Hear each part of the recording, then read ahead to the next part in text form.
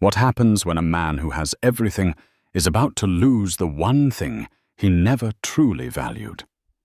We're not talking about his fortune, his penthouse, or his private jet. We're talking about his wife. Picture this: the sterile white walls of the most exclusive maternity ward in the city. A woman is in the throes of labor, her body screaming as she prepares to bring new life into the world. Her husband, a self-made tech billionaire, is just a few feet away. But he's not holding her hand. He's on his phone, closing the deal of a lifetime, while his mistress stands by his side. But in this story of ultimate betrayal, there is a twist so profound it will shatter his entire empire. Oliver Sterling believed he was the master of his universe. At 35, his face was plastered on the covers of Forbes and Wired. His company, Sterling Industries, was a titan of innovation, a behemoth that had devoured competitors and reshaped the digital landscape. He lived in a sprawling New York City penthouse that was less a home and more a monument to his success, with floor-to-ceiling windows that looked down on the world he had conquered. Every object was curated, every surface polished, every interaction scheduled. His wife, Chloe Sterling, was supposed to be the most beautiful and perfect of his acquisitions. They had met 5 years ago, when she was a soft-spoken art curator, with a brilliant mind and a warmth that briefly melted his icy ambition. He saw her as the perfect partner, elegant, intelligent, and from a respectable, albeit unremarkable, middle-class family, the Chens. They were quiet people, a high school principal, and a retired librarian, whom Oliver treated with a polite but visible condescension during their rare holiday visits. They didn't fit into his world of cutthroat deals and champagne-fueled galas. In the first year of their marriage, Chloe had tried to build a home within the glass fortress. She filled it with art that had soul, not just a price tag. She tried to schedule unscheduled time evenings where phones were forbidden. But Oliver's universe had no room for spontaneity. His phone was a phantom limb, an extension of his will, and it was never silent. Now 9 months pregnant with their first child, Chloe felt the full weight of her gilded cage. The penthouse had never felt larger or colder. Oliver's excitement about the baby seemed transactional. He had already hired a team of nannies, enrolled the unborn child in the most exclusive preschools, and set up a trust fund that could finance a small nation. But he had never once simply placed his hand on her swollen belly and waited to feel his son kick. He was engineering a perfect heir, not preparing for fatherhood. Lately, his distraction had morphed into a manic obsession. He was on the verge of the biggest acquisition of his career, a hostile takeover of a rival tech firm, Apex Innovations. Apex was the final piece of his puzzle, the move that would make him not just a billionaire, but a legend. He spoke of it constantly, his eyes gleaming with a predatory light. "It's about legacy, Chloe," he'd said just last night, pacing the length of their living room, his phone pressed to his ear. "This deal, this is immortality." Chloe sat on the sofa, a book resting unread on her lap, feeling as much a part of the decor as the marble statue in the corner. "What about this legacy?" she had asked softly, gesturing to her belly. Oliver had paused, glancing over. "Of course, sweetheart. This is all for him. For us." But his focus was already back on the phone call, his voice dropping to a conspiratorial whisper as he spoke to his legal team. That night, Chloe couldn't sleep. A deep, unsettling fear had taken root. It wasn't just the impending birth. It was the gnawing realization that she was utterly alone. The calls Oliver was now taking at all hours weren't just with his lawyers. Sometimes a different voice would murmur on the other end, a distinctly feminine voice, smooth and confident. When Chloe had once asked who it was, Oliver had waved her off. Isabella Rossi, lead counsel for the opposition, just keeping the enemy close. But the tone wasn't adversarial. It was intimate. On this Tuesday morning, the city was slick with a fine mist. Chloe awoke to a dull, persistent ache in her lower back. She dismissed it as another discomfort of late pregnancy. Oliver was already gone, a note left on the kitchen island. Final push on apex. Don't wait up. Oh. By midday, the ache was no longer dull. It was a rhythmic, tightening a wave of pressure that stole her breath. She clutched the cool marble of the counter, breathing through it, her heart starting to pound. She knew this feeling from the birthing classes she'd attended alone. It was time. Her hands trembled as she dialed Oliver's number. It rang once, twice, then went to voicemail. "Hi, you've reached Oliver Sterling. I'm busy changing the world. Leave a message." She called again. Voicemail. And again. Voicemail. A third wave of pain, sharper this time, crashed over her. She slid down the kitchen cabinet, her breath coming in ragged gasps. Alone in a palace of glass and steel, with no one to answer her call, Chloe Sterling knew her life and Oliver's was about to change forever, but not in the way anyone could have possibly imagined. In a boardroom on the 50th floor of a Wall Street skyscraper, Oliver Sterling was in his element. The air crackled with tension and the scent of expensive coffee.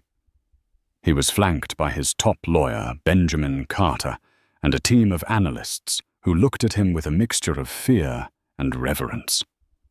On the other side of the massive mahogany table sat the grim-faced board members of Apex Innovations. This was the final meeting, the moment he would break their resolve. His phone vibrated against the polished wood. The screen lit up Chloe. He glanced at it, a flicker of annoyance crossing his face. He'd told her he couldn't be disturbed. This was the most critical day of his professional life.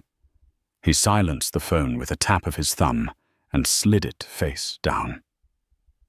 She was probably just calling about the color of the nursery again. It could wait. "Gentlemen," Oliver said, his voice a smooth, confident baritone that commanded the room. "Let's not prolong the inevitable. My offer is more than generous. It's a lifeline. Your stock is plummeting. Your last product launch was a disaster. I am offering you a golden parachute. Take it." His phone vibrated again. "Chloe." A text message followed. "Oliver. I think it's starting. Please call me." He read it, his jaw tightening slightly. Starting. It was probably just Braxton Hicks. The doctors said first babies always took their time. She was being dramatic. He had a company to conquer. He typed a quick reply under the table. "In a meeting. Can't talk. Call Dr. Miller if worried." He didn't wait for a response. He was a shark that had scented blood in the water, and he would not be distracted. Back in the penthouse, Chloe stared at his text message, a sob catching in her throat. The pain was intensifying, the waves coming closer together. Call Dr. Miller. As if it were a simple technical issue to be delegated. She clutched her belly, another contraction seizing her body, forcing a guttural cry from her lips. The world was narrowing to a tunnel of pain, and the one person who was supposed to be her anchor was refusing to answer the phone. Panic began to set in. She tried to stand, but her legs felt weak. She crawled to the sofa and fumbled for her phone again. She couldn't call her parents. They lived 3 hours away and would only panic. There was only one other person she could trust. With shaking fingers, she dialed her younger sister, Sophia Chen. Sophia, a fiery and fiercely protective high school teacher, answered on the first ring. "Chloe, you okay? You sound weird." "Soph." "It's time," Chloe gasped, her voice strained. "The baby's coming." "Oh my God. Okay, don't panic. Where's Oliver?" "He's in a meeting." Chloe whispered the words, tasting like ash. "He's not answering." A string of curses erupted from Sophia's end of the line. "That son of a bitch! I'm on my way. I'll be there in 20 minutes. Have you called the doctor? Is your bag packed?" "Yes, the bag's by the door," Chloe breathed, focusing on her sister's practical, commanding voice.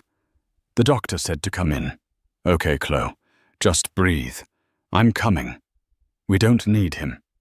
Those last words echoed in Chloe's mind. We don't need him. For months, she had felt that emotionally. Now it was a stark, physical reality. 20 minutes later, Sophia burst through the door, finding Chloe on the floor, breathing through another contraction. Without a word, she scooped up the hospital bag, helped her sister to her feet, and guided her trembling body out of the cold, silent apartment.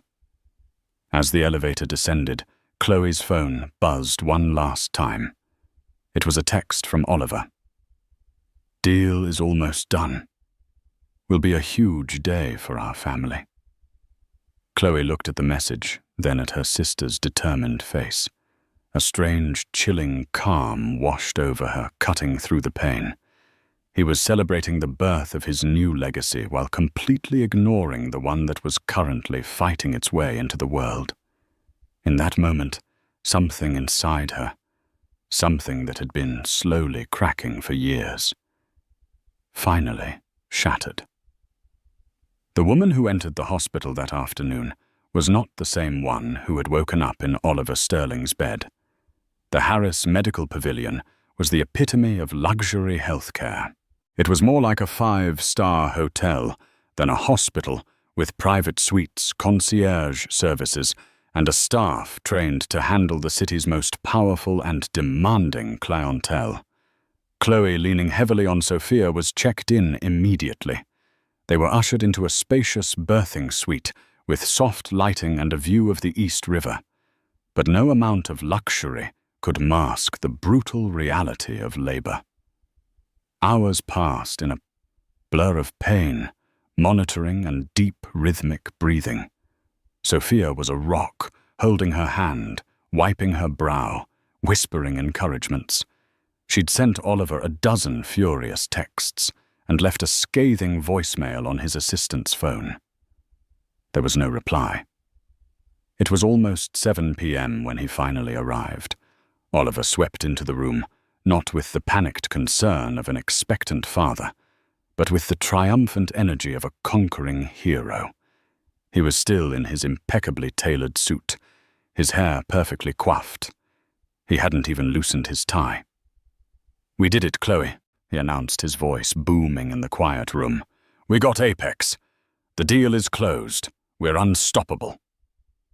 He strode over to her, his phone still in hand, and gave her a perfunctory kiss on the forehead. Chloe flinched, turning her face away. The smell of his expensive cologne was nauseating. Another contraction was building, and she squeezed Sophia's hand so hard her knuckles turned white. "Oliver!" Sophia hissed, her eyes like daggers. "She's in labor. She's been in labor for 7 hours. Where the hell have you been?" Oliver's celebratory mood deflated slightly. He looked at the heart monitor, the IV drip, and Chloe's sweat-drenched face, as if seeing them for the first time. I know. I came as soon as I could. The final signing was unavoidable." He tried to take Chloe's other hand, but she pulled it away. "Get out," she whispered, her voice raw. "What, Chloe, don't be like that. It was a big day." "Our son is going to be born into an empire," he said, his tone placating as if speaking to a child. Before the argument could escalate, the door to the suite opened again. A woman stood there poised and impossibly chic in a form-fitting designer dress. She was tall, with raven hair pulled back in a severe ponytail, and a gaze that was both sharp and predatory. She held a small, expensive-looking gift bag. It was Isabella Rossi. Sophia shot to her feet. "Who the hell are you? This is a private room." Isabella's lips curved into a cool, dismissive smile. She ignored Sophia completely, her eyes fixed on Oliver. "I hope I'm not interrupting," she said, her voice like velvet-wrapped steel. "I just wanted to drop this off and to congratulate the victor in person." Oliver's face went pale. He looked from Isabella to Chloe, a deer caught in the headlights. "Isabella, what are you doing here? This is not the time or the place." "Isn't it?" she countered, gliding further into the room. She placed the gift bag on a side table. "We just closed the biggest deal of our careers. It feels like a moment to be shared." Her gaze drifted to Chloe, a flicker of something that looked like pity, or perhaps triumph in her eyes. "You must be the wife. Chloe, is it I've heard so much about you?" Chloe stared at her, the pieces clicking into place with horrifying clarity. The late-night calls, the intimate tone. This was no mere business rival. This was the other woman, standing in her delivery room, and her husband had brought her here. Not literally, perhaps, but his actions, his world, his betrayal, they had invited her in. A wave of pain, more intense than any before, ripped through Chloe. But this time, it was mixed with a pure, white-hot rage. She let out a scream that was part agony and part primal fury. The heart monitor beeped erratically. "Everyone out," a stern voice commanded. A no-nonsense nurse, Patricia, had entered, taking in the scene with a practiced, weary eye. "Out now. The patient's blood pressure is spiking. You," she said, pointing a finger at Oliver, "are the father. Then you can stay. The rest of you leave." "I'm not going anywhere," Isabella said smoothly, crossing her arms. "Oliver and I have things to discuss." "I'm his sister," Sophia snapped, standing her ground beside Chloe's bed. "This is a hospital, not a boardroom or a social club," Nurse Patricia retorted, her patience gone. "I will call security. Get out." Oliver looked completely overwhelmed, his carefully constructed universe imploding. He opened his mouth to say something to try and control the situation, but no words came out. He just stood there, useless, as his wife writhed in agony, and his mistress and sister-in-law squared off a storm of his own making, breaking right over his head. Nurse Patricia, a woman who had seen every form of human drama play out within the walls of a delivery ward, was not one to be trifled with. "I am not asking again," she said, her voice dangerously low. She picked up the room's phone. "Security to the Sterling suite, please." Isabella Rossi's compseur finally cracked. A flash of anger crossed her features. "This is absurd. Oliver handled this." But Oliver was paralyzed. He was a man used to manipulating stock prices and boardrooms, not the raw, volatile emotions of the three women whose lives were colliding because of him. He looked at Chloe, her face contorted in pain and betrayal, and for the first time, a sliver of genuine fear pierced his armor of arrogance. "Isabella, please," he managed, his voice weak. "Just wait outside." "Wait outside like some common assistant," she scoffed. She turned her venom on Chloe. You know, for months he's been telling me how he's trapped in a loveless marriage, how his wife doesn't understand his ambition. He was going to leave you after the baby was born, after the deal was done. He told me that. Every word was a physical blow to Chloe. She pushed herself up on her elbows, her eyes burning with unshed tears and newfound strength. And you believed him? She shot back, her voice shaking but clear. You thought you were the special one. You're just a clause in a contract, a temporary asset. He collects things, Isabella, trophies, companies, people. And when they no longer serve their purpose, he discards them. And what does that make you? Isabella sneered. The outdated model he can't wait to trade in. Enough! Sophia roared, stepping between Isabella and the bed. Get your cheap ambulance-chasing perfume out of this room before I physically throw you out. Just then, 2 uniformed security guards appeared at the door. They were large, stoic men, unfazed by the wealth on display. Is there a problem here, nurse? One asked Patricia. Yes, the nurse said calmly. This woman needs to be escorted from the premises. She's not family, and she is distressing my patient. Isabella looked at Oliver, her expression demanding he intervene. Oliver, are you going to let this happen? Oliver finally found his voice, a desperate attempt to regain control. Wait, everyone just calm down. There's no need for security. Isabella, you should go. We'll talk later. Oh, there's nothing to talk about, Isabella said, her voice dripping with ice. A cruel smirk played on her lips as she looked at Chloe one last time. Congratulations on the new heir. I suppose someone has to produce them. Enjoy your moment. She turned with a dramatic flourish and walked out the security guards, following her down the hall.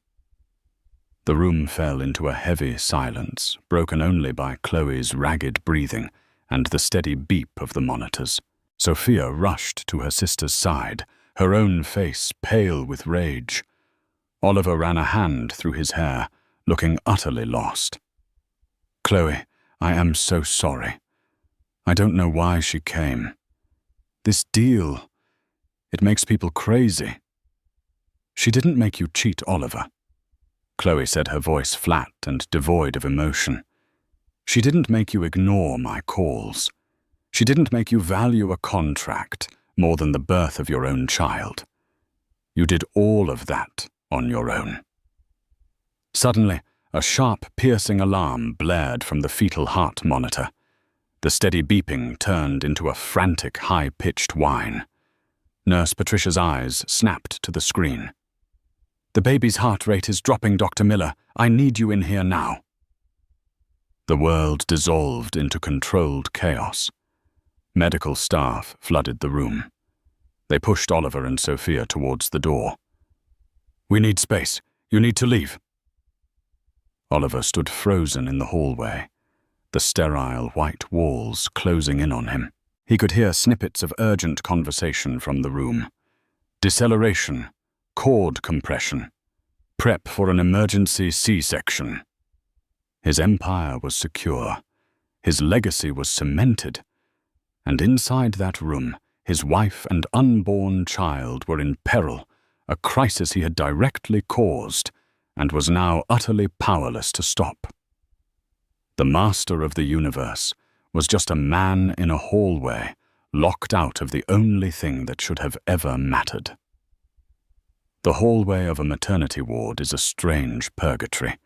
It's a place of anxious pacing, hushed whispers, and the distant, muffled cries of newborns. For Oliver Sterling, it became a makeshift boardroom, a prison of his own design. He couldn't sit still. He paced back and forth, his $1,000 shoes squeaking on the linoleum, the adrenaline from the Apex deal curdling into a toxic cocktail of fear and impotence. Sophia stood near the door, a silent, furious sentinel. She refused to look at him, her arms crossed tightly, her entire being radiating contempt. Every few minutes, a nurse would hurry in or out of Chloe's room, their face a mask of professional urgency, ignoring Oliver's desperate questions. His phone, the source of his power and his downfall, buzzed in his hand. It was Benjamin Carter, his lawyer. Instinct took over. He swiped to answer, turning away from Sophia as if to create a bubble of business in the sea of personal catastrophe. "Benjamin," he said, his voice strained. "What is it?" "Oliver, we have a problem," Benjamin said, his tone grim. "A big one. The Apex deal isn't as closed as you thought." Oliver felt a surge of disbelief. "What are you talking about?" "The board caved. I saw them sign the preliminary agreement." "That was the preliminary, Oliver. It was contingent on the final vote of the majority shareholder. We thought it was a formality. A reclusive European billionaire who always votes with the board. But he hasn't voted. In fact, his representatives have just informed us that the controlling stake in Apex was quietly transferred to a new entity 6 months ago, a private anonymously held family trust." Oliver stopped pacing. A cold dread, colder than the fear for his wife and child, began to creep up his spine. "What trust? Who are they?" "Find out. Throw money at them. Whatever it takes. I did not just spend 6 months of my life on this to have it torpedoed by some ghost." "We're trying," Benjamin said, the stress evident in his voice. "They're stonewalling us. They are registered through a labyrinth of shell corporations. But the message we received was clear. The new owner is re-evaluating the acquisition. They want to see the final terms and sign off personally. Without their signature, the deal is dead. The press release will have to be retracted. Sterling Industries' stock will tank on the rumor. You'll be a laughing stock." A laughing stock. The word hit Oliver with physical force. He leaned against the wall, the starched collar of his shirt, suddenly feeling like a noose. His entire identity was built on victory, on the perception of infallibility. This couldn't be happening. He saw Isabella Rossi at the far end of the hallway near the elevators, speaking animatedly on her phone. She hadn't left. She was waiting, watching. She must have heard the same rumors. She looked over at him, a predatory glint in her eye. She was a shark, and if his deal was bleeding, she would be the first to attack. "Get it done, Benjamin," Oliver snarled into the phone. "Find out who this shareholder is. I want a name. I don't care what it costs or what you have to do. I need that signature by morning." He hung up, his mind racing. He was losing control. In the boardroom, in the hospital, in his life, everything was unraveling. Just then the door to Chloe's room opened. Nurse Patricia stepped out, her face grim. "Mr. Sterling," Oliver rushed forward. "Is she okay? Is the baby okay?" "The baby's heart rate has stabilized for now. We've avoided a C-section, but she's in distress and she's exhausted. The doctor is with her." Her eyes were cold, professional, but held a deep, unspoken judgment. "She needs to sign some consent forms for a possible epidural. And she asked me to give you this." She handed him a thick, sealed manila envelope. Oliver's name was written on the front in Chloe's elegant, familiar handwriting. He stared at it, confused. "What is this divorce papers?" The thought came out of nowhere, a testament to his panicked state. "I'm a nurse, Mr. Sterling, not a process server," she said icily. "She just said it was urgent business. Now, if you'll excuse me." She turned and went back into the room, closing the door firmly behind her. Oliver looked at the envelope in his hands. It felt heavy, portentous. With trembling fingers, he tore it open. Inside wasn't a letter. It was a stack of legal documents filled with dense paragraphs and signature lines. The top page was a proxy vote authorization. His eyes scanned the text, his brain struggling to comprehend the legalese. His phone buzzed again. It was Benjamin. "Oliver, my God." His lawyer's voice was a choked whisper. "We got the name. We found out who controls the trust." "Who?" Oliver demanded. "Who is it?" "The final transfer of ownership was executed this morning. The trust is officially registered as the Chen Sterling Family Trust." The world tilted on its axis. Chen, Chloe's maiden name, the name of the quiet, unassuming family he had so thoroughly dismissed. Oliver's eyes dropped back to the document in his hand. He saw the name of the company it was for, printed in bold black letters at the top of the page. Apex Innovations.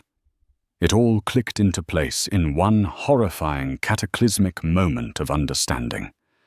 The reclusive majority shareholder. The family trust. Chloe hadn't just been planning for a baby. She had been planning for war. The deal he had sacrificed everything for didn't belong to him. It belonged to her. For a long, suspended moment, Oliver Sterling couldn't breathe. The sterile, polished hallway seemed to warp around him, stretching into an infinite, silent tunnel. The clinical air, once smelling of antiseptic and quiet efficiency, now felt thick and suffocating, each particle charged with his own failure. The legal documents in his hand felt impossibly heavy, as if the weight of his entire crumbling empire had been condensed into those few sheets of paper. The Chen Sterling Family Trust. The name was an absurdity, a paradox that his mind refused to process. It was like hearing that a lamb had taken down a wolf pack.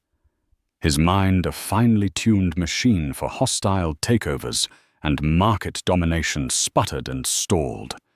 It scrambled for a logical explanation. A mistake. A clerical error. Perhaps a distant, unknown Sterling relative had married a Chen. It had to be a coincidence. It was the only possibility that allowed his universe to remain intact.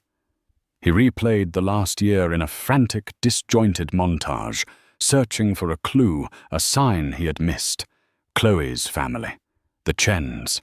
Her father, Richard, was a high school principal whose greatest ambition seemed to be perfecting his rose garden. Her mother, Mary, was a retired librarian who spoke in soft, apologetic tones and catalogued her spices alphabetically. He saw them clearly in his mind's eye, sitting at his dinner table during their last excruciating holiday visit, looking out of place and timid amidst the cold chrome and sprawling city views of his penthouse.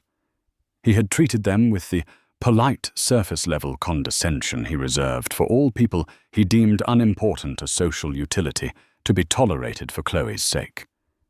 Then a flicker of a memory dismissed as inconsequential at the time ignited in his brain. It was from about a year ago. Chloe had been quiet for days, grieving. Her estranged uncle, her mother's brother, had passed away. Oliver had barely registered the news, offering a clipped "my condolences" before turning back to his work. Later, she had approached him in his study, holding a sheaf of papers from an estate lawyer. "My uncle left me his portfolio," she had said, her voice small. "It's mostly tech stocks. I don't really understand any of it." Oliver remembered leaning back in his chair, a patronizing smile on his face. He hadn't even looked at the papers she held out. "Don't you worry about it, sweetheart." He had told her the words, now dripping with a fatal irony. "I'll have my accountants roll it into our asset management fund. It'll be a nice little nest egg for you."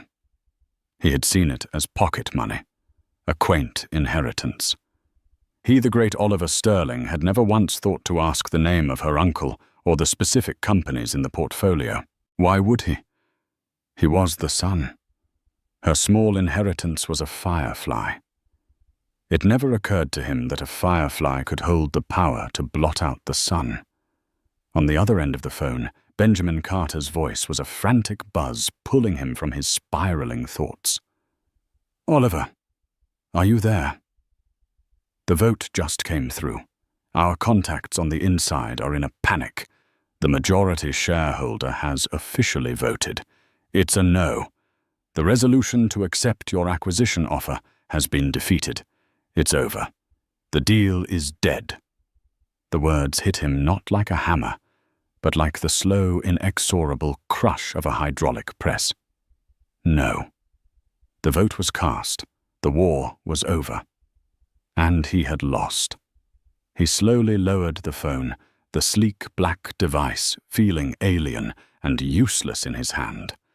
His eyes dropped back to the proxy form Chloe had given him, delivered by a nurse like a final mocking sacrament. He saw it for what it was now. It wasn't a tool. It was a message, a beautifully cruel piece of theater designed to make him a spectator at his own execution. She hadn't needed his input or his signature. She had wanted him to be holding this worthless piece of paper at the precise moment he learned the truth to ensure he understood the full depth of his irrelevance. She hadn't just defeated him. She had humiliated him. His phone buzzed again, a violent vibration against his palm. It wasn't a call. It was a news alert from the Wall Street Journal. The headline, a blazing epitaph for his ambition.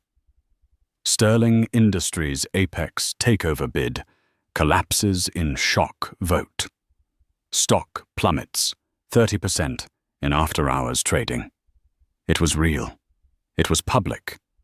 His failure was now echoing in every newsroom and trading floor on the planet. He was a laughing stock.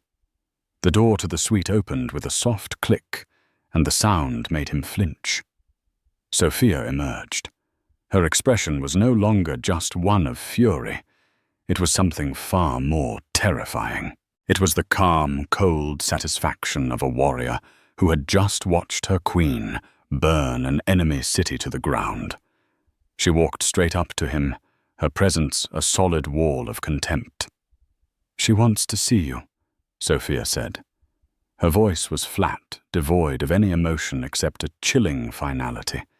It was not the request of a sister-in-law. It was the summons of a queen's herald.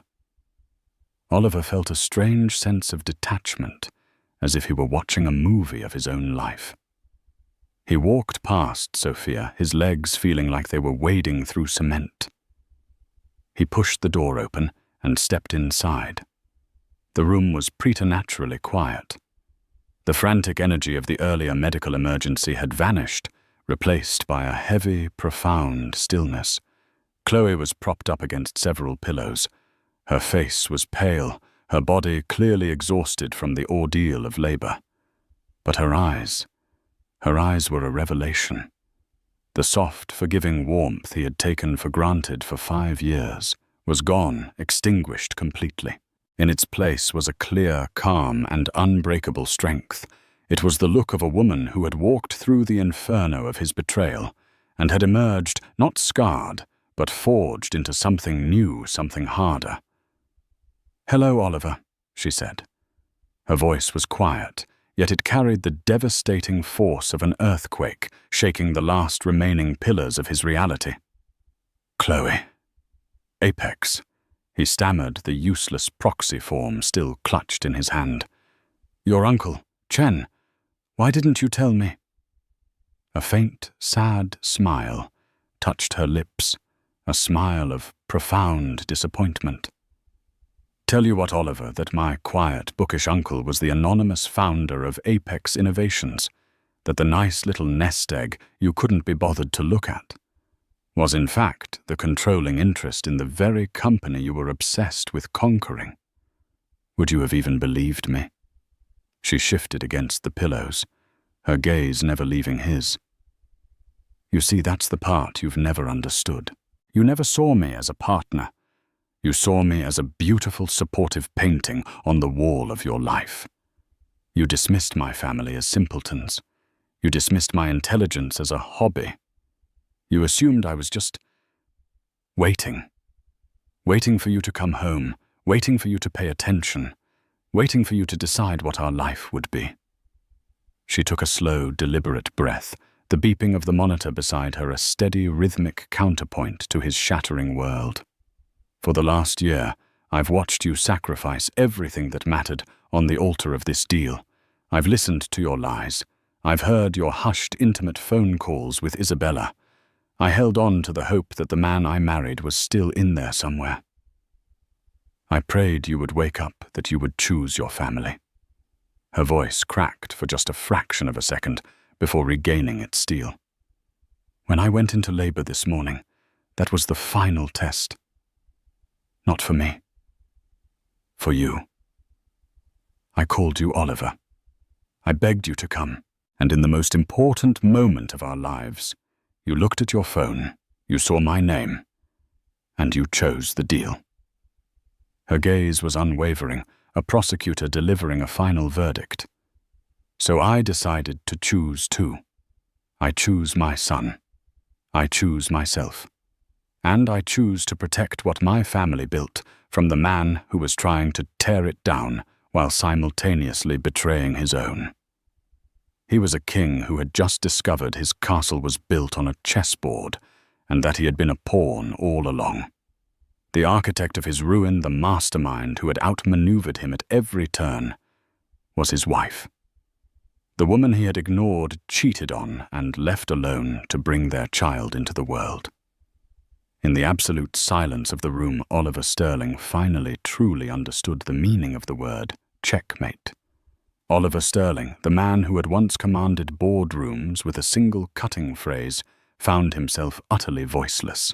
He sank into the plush visitor's chair in the corner of the room, a throne of shame in the new kingdom his wife had just revealed. The legal papers, the worthless proxy vote, slipped from his numb fingers and scattered across the polished floor like fallen leaves from a dead tree. The air was thick with the silent, screaming truth of his defeat.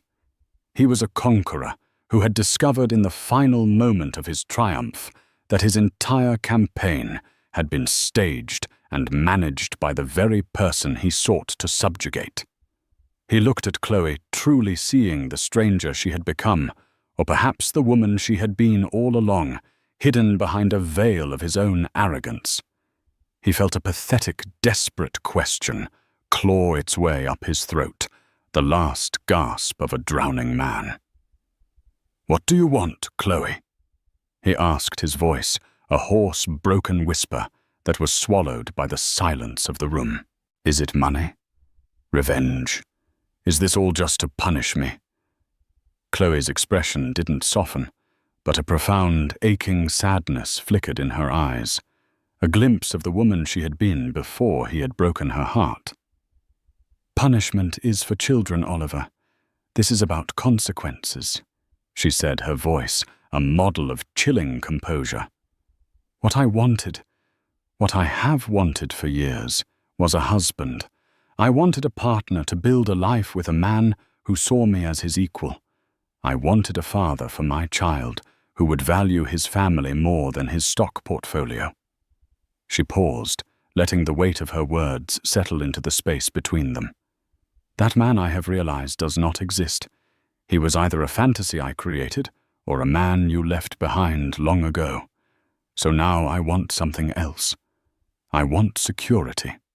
I want to build a fortress around my son, so that your ambition, your ego, and your betrayals can never touch him. I am taking away your ability to burn down our house for the warmth of your own vanity." Her gaze was unyielding. She gestured toward a sleek leather briefcase that Sophia, standing like a loyal guard, had placed by her bed. "While you were busy toasting your victory with your mistress this afternoon, I was on a conference call with my legal team. They are considerably more competent than yours, it seems. They drew these up." Sophia, with a deliberate and almost ceremonial slowness, opened the briefcase. She didn't produce divorce papers. That would have been too simple, too clean an exit for him. Instead, she retrieved a thick, bound document and handed it to Oliver. The title on the cover read, "Irrevocable Transfer of Controlling Interest." "It's a simple proposal." Chloe explained, her tone as level and dispassionate as if she were dictating a business memo.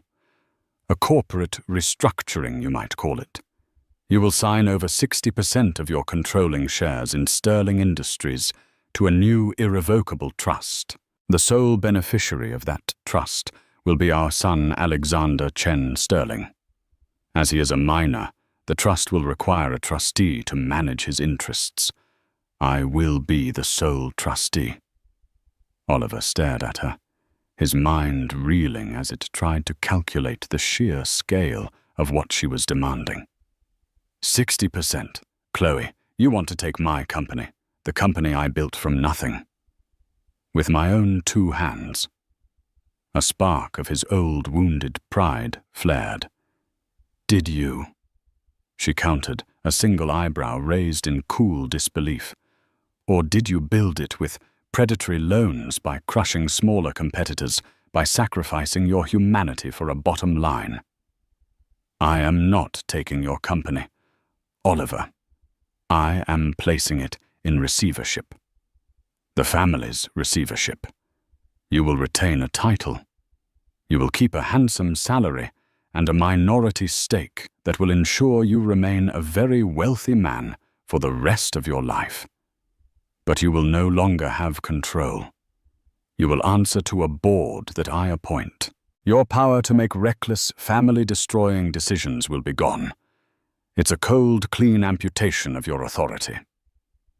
She let him absorb the brutal finality of her terms before she delivered the final devastating blow. "This, Oliver, is the non-negotiable term for my silence and my discretion. The alternative is considerably less pleasant for you." "Alternative?" He scoffed, the sound hollow and weak, even to his own ears. "Oh yes," Chloe said, a dangerous glint in her eyes. "There is always an alternative. In the alternative, I don't sign this agreement. Instead, tomorrow morning, I hold a press conference. I am, after all, the newly revealed majority shareholder of Apex Innovations, the woman who single-handedly torpedoed your great legacy deal. I think the media would be quite interested in my story."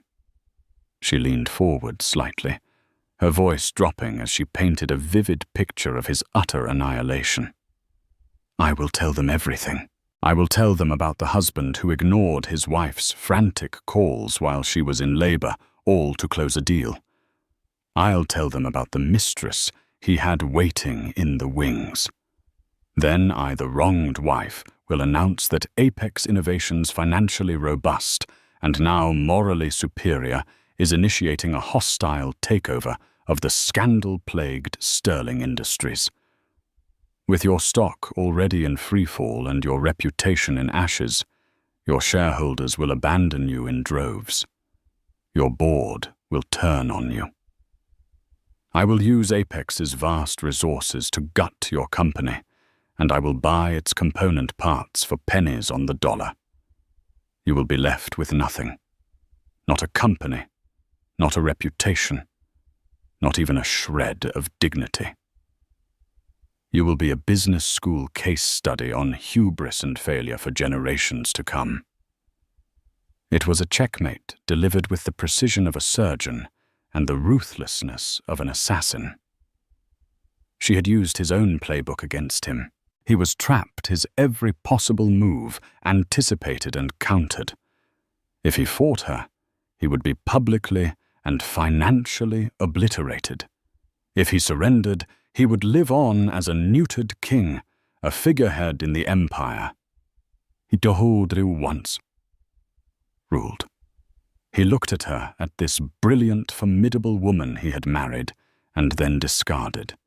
He felt a sudden, dizzying sense of vertigo, as if the last 5 years of his life had been a lie, a carefully constructed stage play where he was the only actor who didn't know the script. His gaze drifted past her out the large window that overlooked the hospital's main entrance. As if on cue, he saw Isabella Rossi, a sharp silhouette under the cold blue lights of the evening. She was arguing with the taxi driver, her frustration palpable even from this distance. She had seen the news alerts. She understood the seismic shift in power. The ship was sinking, and she, a creature of pure self-interest, was trying to flee. "There's one more thing," Chloe said, her voice pulling him back. Her expression was hard now, all traces of sadness gone. A loose end. She picked up the room's phone and dialed a single number. Security. "This is Chloe Sterling in Suite 7 of the Harris Pavilion. Thank you for your assistance earlier. There is a woman, Isabella Rossi, who is still on the premises. I would like to formally press charges for harassment and have her permanently trespassed from this property. She is a threat to the peace and safety of my child and myself. Please ensure she leaves the grounds immediately. Yes, I will have my lawyer follow up with a formal report in the morning." She hung up and looked at Oliver, her face a mask of cold resolve. It wasn't about jealousy anymore. It was a business decision. She was eliminating a liability. She was cleaning house. His house. Oliver watched out the window, a passive, silent observer. He saw 2 uniformed security guards approach Isabella's taxi. He saw her furious, incredulous gestures. He saw the guards stand their ground, impassive and unmovable. Finally defeated, Isabella was forced to exit the taxi and was escorted off the hospital grounds, left standing alone on the public sidewalk under the harsh glare of a streetlight. A guard remained watching her until she had no choice but to turn and walk away, disappearing into the anonymous darkness of the city. She didn't look back. The mistress was gone. The deal was dead. The empire had a new, undisputed ruler. Sophia stepped forward and placed the heavy document on the small table beside Oliver's chair. She uncapped a pen and set it down precisely in the center of the signature page. The gesture was both an offering and an order. With a shaking hand, an appendage that felt like it belonged to someone else, Oliver picked up the pen. The instrument that had signed billion-dollar deals and sealed the fates of thousands of employees now felt like it weighed 1,000 pounds. He looked down at the line waiting for his name. His signature, once the most potent symbol of his power and authority, was now nothing more than the formal instrument of his surrender. It was an act of corporate suicide, and his own hand was the weapon. He signed. The scratch of the nib on the thick, expensive paper was the only sound in the room. It was the sound of a world ending. He dropped the pen. It was done. And in that precise moment of deafening silence, a new sound cut through the air. It came from the adjoining nursery, a sound that was at once fragile and ferocious. It was the first piercing cry of his newborn son, the cry of Alexander Chen Sterling. Chloe's entire being shifted. The cold strategist, the corporate queen, dissolved in an instant. Her face softened, and her focus turned completely toward the sound of her child. The battle was over. The victory won. Oliver Sterling and everything he represented had already ceased to matter. The reckoning was complete. A new reign had begun. In the end, Oliver Sterling didn't lose his fortune. He lost something far more valuable, his power, his pride, and the illusion that he was the master of his own destiny. Chloe Sterling, the woman he had dismissed and underestimated, proved that true strength isn't always loud and aggressive. Sometimes it's quiet, patient, and incredibly intelligent. She didn't just get revenge. She secured a future for her child and took back her own life, rewriting the terms of their story completely. This story is a powerful reminder that we should never judge people by their quiet demeanor or underestimate the fire that can burn within. What would you have done in Chloe's position? Could you forgive Oliver, or was his betrayal the point of no return? Let us know your thoughts in the comments below. We read every single one. If this story moved you, if it made you think, please give this video a thumbs up. It really helps our channel grow. And if you want more true-to-life stories of drama, betrayal, and incredible twists, make sure you hit that subscribe button and ring the notification bell. You won't want to miss what we have coming next. Thank you for listening.